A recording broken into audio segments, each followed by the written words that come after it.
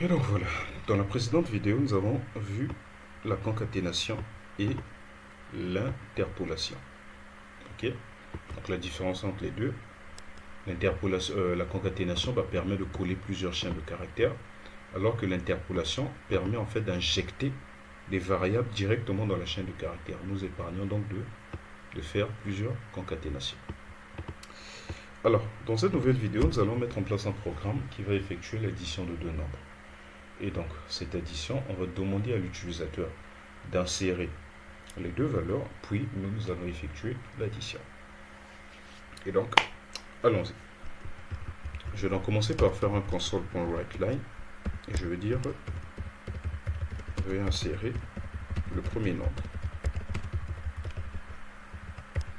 Et je vais simplement dire int nombre 1 égale int.parse console.readline. Je vais faire autant console.writeline vais insérer le deuxième nombre. Et là, je vais dire int nombre 2 égale int.parse.readline. Et je vais créer simplement une troisième variable que je vais appeler résultat, qui serait égal à quoi? Qui serait égal à nombre 1 plus nombre 2. Et à la fin, je vais simplement dire console.writeline le résultat de 2 points. Alors, je vais faire une string interpolation.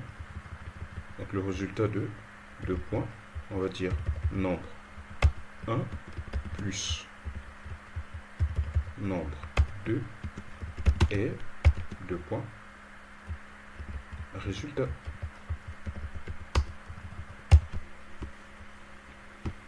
Ok, je vais exécuter mon programme.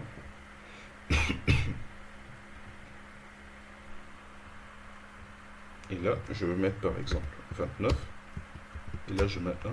Et donc là, il me dit le résultat de 29 plus 1 est 30. Alors, là, vous venez de voir comment effectuer une opération arithmétique. Okay.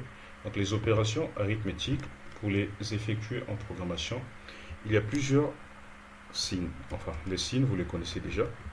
Vous avez le plus pour l'addition, le moins pour la soustraction, okay. Le moins pour la soustraction, l'astérisque pour la multiplication, le slash pour la division et enfin le pourcent pour le modulo. Donc en gros, si je voulais plutôt faire le produit, donc je dirais ici astérisque. Là également, je vais ajouter l'astérisque. Donc là, je fais le produit.